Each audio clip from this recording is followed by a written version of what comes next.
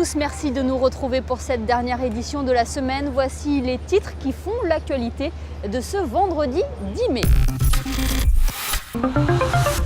Nous débuterons ce journal par ces différentes actions menées par la Fondation Princesse Charlène en marge du tournoi Sainte-Dévote de rugby.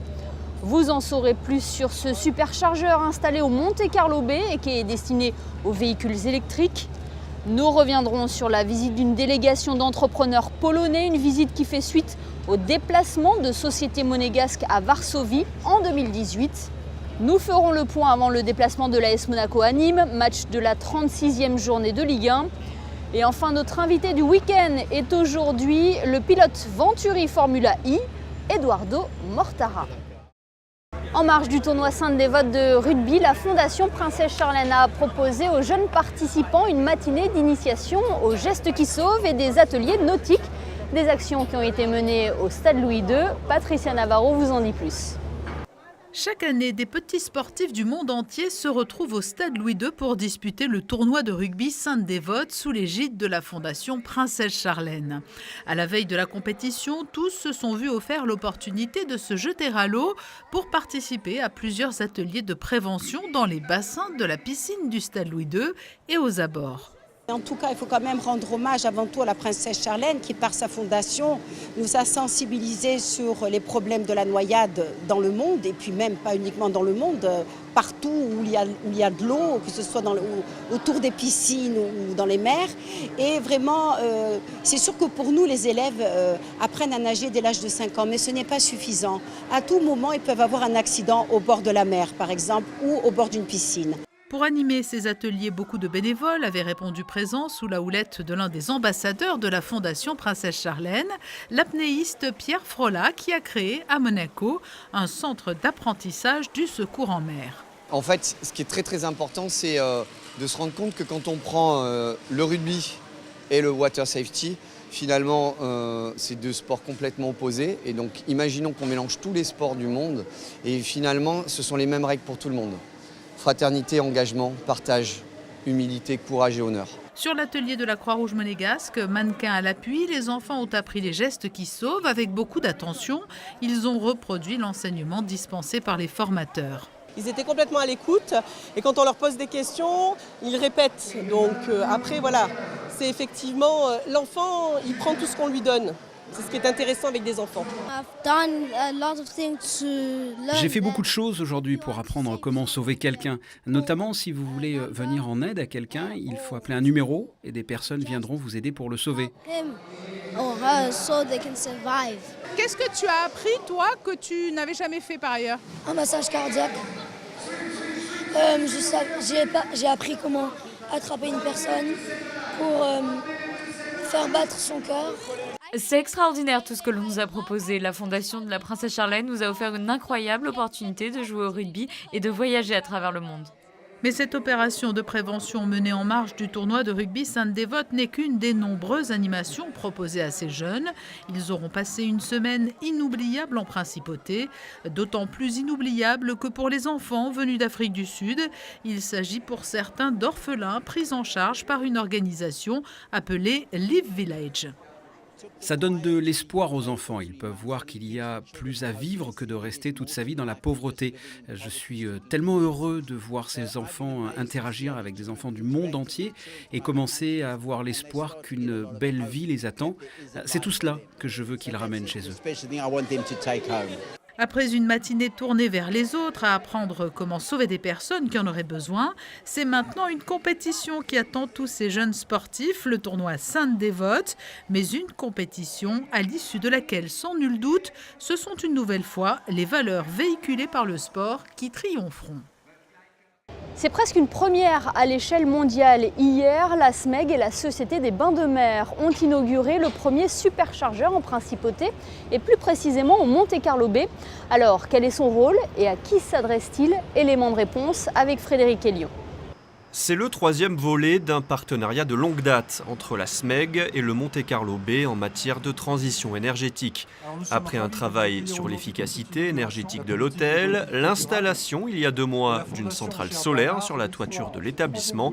Jeudi, troisième étape avec l'inauguration en présence du ministre d'État de PowerZone, un superchargeur de 160 kW destiné aux véhicules électriques. Ce chargeur il a pour caractéristique d'être le plus puissant disponible sur le marché. Il n'y a pas plus puissant. Donc pour donner des ordres de grandeur, c'est 50 fois plus puissant que les charges qu'il y a, les bornes de recharge qu'il y a aujourd'hui dans les parkings publics, et 3 fois plus puissant que les bornes que vous pouvez avoir déjà en principauté, en voirie. Et donc il a fallu rechercher des fabricants, des technologies nouvelles. Donc on a fait un benchmark de toutes les solutions disponibles sur le marché pour finalement choisir ce type de borne de recharge, 160 kW, qui permet à peu près quand les véhicules l'acceptent, parce que tous les véhicules aujourd'hui ne sont pas compatibles, qui permet de recharger à peu près en un quart d'heure, 20 minutes, la totalité de la charge de votre véhicule. Les bornes déjà existantes sont installées sur des aires d'autoroute ou en zone industrielle. En voir une en milieu urbain est une grande première en matière d'électromobilité. Une illustration supplémentaire de l'engagement environnemental du Monte Carlo Bay. On a quand même un bon pourcentage de notre clientèle, 1,5% qui utilise des voitures électriques. Donc déjà au niveau de nos zones parking que nous avons des possibilités de recharge, mais vous laissez la voiture charger toute la nuit, ça n'a rien à voir avec l'outil qu'on l'a juste en face. C'est un chargeur qui va être destiné à qui? Ce sera pour tout le monde, pour les clients de l'hôtel, expliquez-nous. Alors il y a 2 volets, bien sûr pour la clientèle hôtel que nous recevons en principauté, ça c'est le premier volet, et la clientèle extérieure. Nous sommes dans une opération pilotage au départ, de démarrage. On va voir comment les flux évoluent au niveau du volume d'occupation de cette borne, et on avisera en fonction de ces résultats. Et rappelons que Monaco est précurseur en matière de mobilité propre. 4% du parc automobile monégasque est composé de véhicules électriques et hybrides.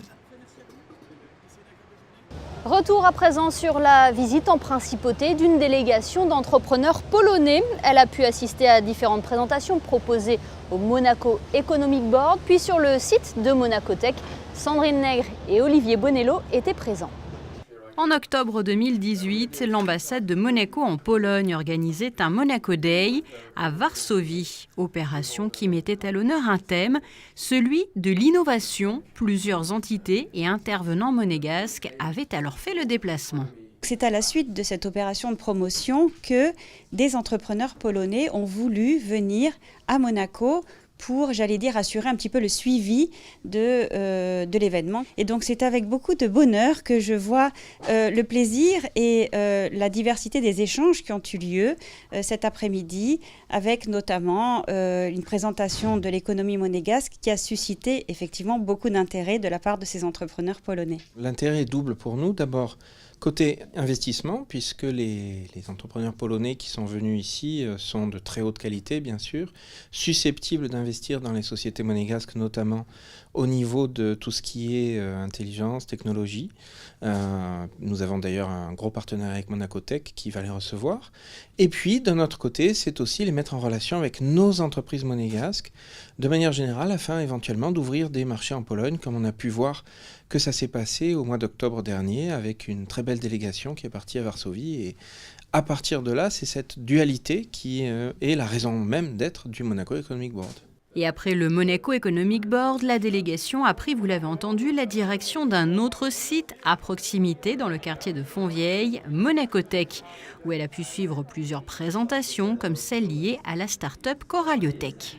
La Pologne n'est pas non plus un pays maritime avec un développement de coraux bien connu, mais par contre, ils ont une industrie pharmaceutique qui se développe et donc toutes les molécules pour la pharmaceutique pourraient éventuellement les intéresser. Et c'est en cela que, je crois, la délégation avait été intéressée par Coraliotech lorsque nous sommes allés la dernière fois chez eux. Oui.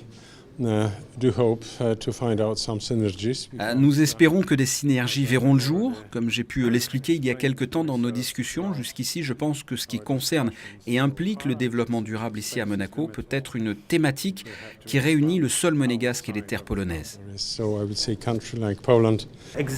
Il est très intéressant d'être ici car nous sommes en train de faire en Pologne exactement ce qu'entreprend Monacotech, explorer, partir à la recherche, à la découverte de start-up. Nous voulons que la Pologne devienne un pôle ambassadeur au sein de l'Europe dans le secteur de l'innovation. Nous progressons et nos équipes prennent de l'ampleur chaque année. Et après la Pologne, autre pays qui figure dans l'agenda du Monaco Economic Board, l'Autriche, avec une mission à Vienne. Passons au sport et au football, 36e journée de Ligue 1. Ce week-end, l'AS Monaco se déplace à Nîmes samedi avec toujours le même objectif en tête, le maintien. Le reportage de Frédéric Elion. 3 journées et une seule préoccupation, le maintien. À 3 matchs du terme de la saison, les Monégasques sont 17e, 3 points devant le barragiste Caen. Monaco a toujours son destin en main et tout le monde au club a confiance en la capacité des joueurs à se sortir de cette situation délicate. Cela passe par un succès contre Nîmes. Les Crocos, 8e au classement, n'ont plus rien à jouer, mais restent une équipe difficile à jouer qui met beaucoup d'impact et d'intensité. Pour prendre le point là-bas, nous avons déjà travaillé pour la semaine. Nous avons besoin de gagner le premier duel, gagner le deuxième duel. C'est un joueur que pas de problème de jouer un ballon direct sur notre ligne défensive, sur notre milieu. Il n'y a pas de problème de jouer le ballon, de faire des combinaisons avec vitesse, une très forte no duel. Et une équipe qui restait très performante. Cette année, ils ont monté, ils sont à moitié de tableau. Ils sont bien. Besoin ensuite de respecter. Ça veut pour aller là-bas gagner, besoin d'intensité, ça c'est sûr. En difficulté cette saison, Jemerson évolue de temps en temps en position de milieu défensif, devant la charnière centrale. Le Brésilien est prêt pour le combat et convaincu que Monaco va s'en sortir. Peur, non, on n'a pas peur, ce n'est pas le terme exact. On peut ressentir de la peur dans la vie, mais ce n'est pas ce sentiment que l'on a en ce moment. Bien sûr, on est très déçu de cette situation et de cette saison aussi, ce n'est vraiment pas un sentiment agréable. Mais il ne faut pas avoir peur, cela ne nous aidera pas dans cette situation, il faut continuer à avancer. Benaglio s'est entraîné depuis mercredi et postule à un retour dans le groupe. Radji et Vainqueur ont également repris. Saison terminée en revanche pour Daniel Subasic. Vous le savez, le e-prix de Monaco aura lieu demain en Principauté, un événement que vous pourrez d'ailleurs suivre en direct sur Monaco Info puisqu'il sera retransmis sur notre antenne à partir de 16h. Avant d'accueillir notre invité du week-end qui est le pilote de Venturi, Eduardo Mortara, je vous propose d'écouter Suzy Wolf, directrice de l'équipe monégasque en Formula I. Elle revient notamment sur le début de saison de Venturi et les ambitions pour ce e-prix de Monaco. Jusqu'à maintenant, la saison de Venturi est plutôt bonne. Nous avons fait 2 podiums grâce à Eduardo Mortara. Felipe Massa, lui, ne cesse de montrer son potentiel. Nous avons besoin de faire de bonnes qualifs pour faire des résultats en course. Mais le team Venturi fait un travail fantastique. Nous voulons finir cette saison en beauté. Quelles sont vos ambitions pour ce e-prix de Monaco ? On n'est jamais aussi bien que chez soi, c'est un grand rendez-vous pour nous. Gildo Pastor, le président de Venturi, sera là. Le prince Albert II doit également nous rendre visite demain. Nos locaux sont situés à quelques minutes à pied d'ici, donc c'est vraiment spécial pour nous. Et évidemment, notre objectif est de figurer sur le podium et de montrer que notre équipe monégasque est capable de faire de bons résultats à la maison. Et nous sommes à présent dans les garages de l'une des écuries de Formula I où nous avons rejoint notre invité du week-end, Eduardo Mortara. Bonjour. Bonjour. Merci d'avoir accepté notre invitation. Vous êtes l'un des pilotes de Venturi. Qu'est-ce que cela vous fait tout d'abord de vous retrouver sur le circuit de Monaco? C'est la première fois en Formula I. Oui, alors c'est la première fois pour moi. C'est quelque chose évidemment de très spécial. Monaco, c'est un endroit très particulier dans le monde du sport auto. Et d'avoir la chance de courir cette année en Formule électrique, c'est super et on espère qu'on va bien faire à domicile. Justement, dans quel état d'esprit êtes-vous à quelques heures de cette course? Pas forcément dans un état d'esprit, on va dire, spécial. On va essayer de faire du mieux qu'on peut, comme à chaque fois.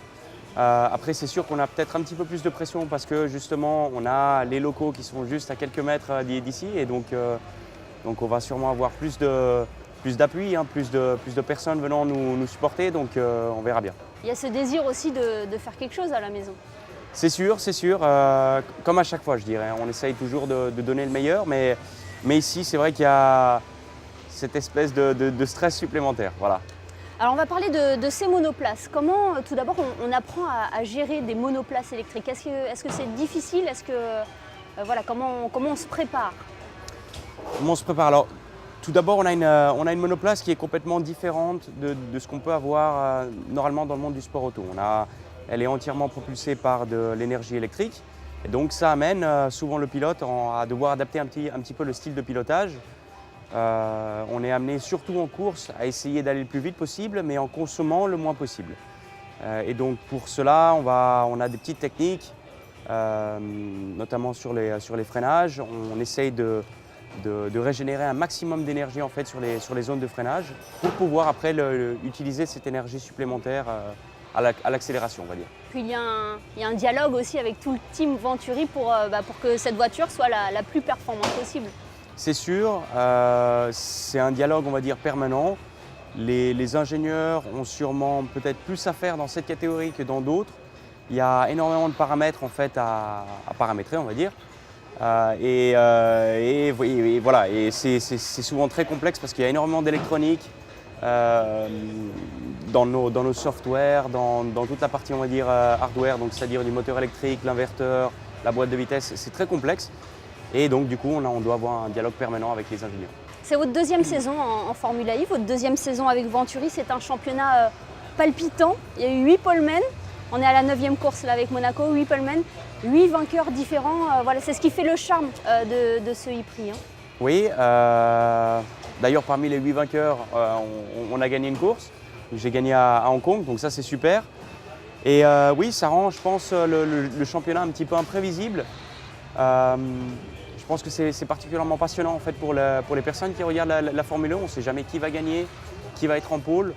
Donc ça, c'est plutôt pas mal. Vous avez parlé de votre première place à Hong Kong. Il y a aussi cette 3e place à Santiago. Il y a cette année une nouvelle voiture, la Gen 2. Qu'est-ce qu'elle a de si particulier et qu'est-ce qu'elle a apporté en plus à cette saison?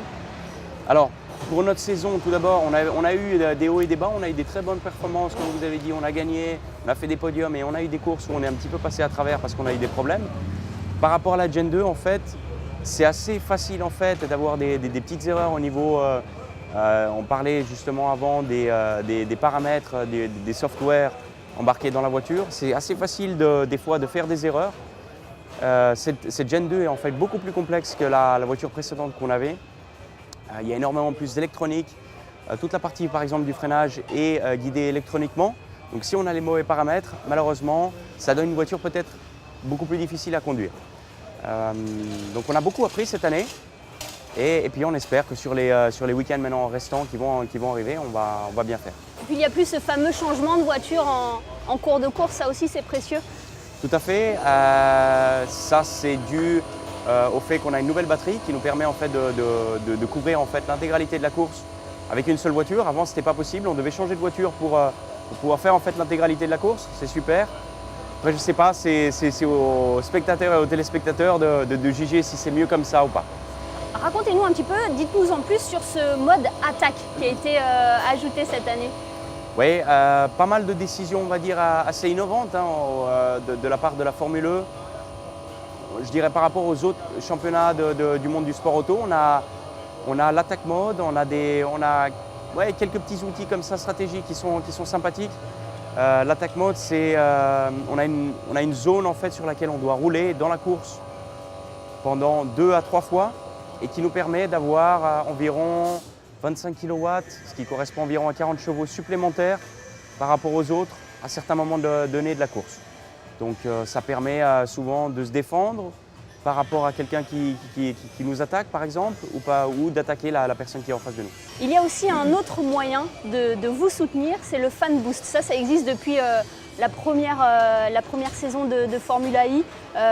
On va sur internet et on vous donne justement notre vote ou le vote à Felipe Massa, l'un des 2 pilotes. C'est aussi intéressant d'associer le public pour vous soutenir.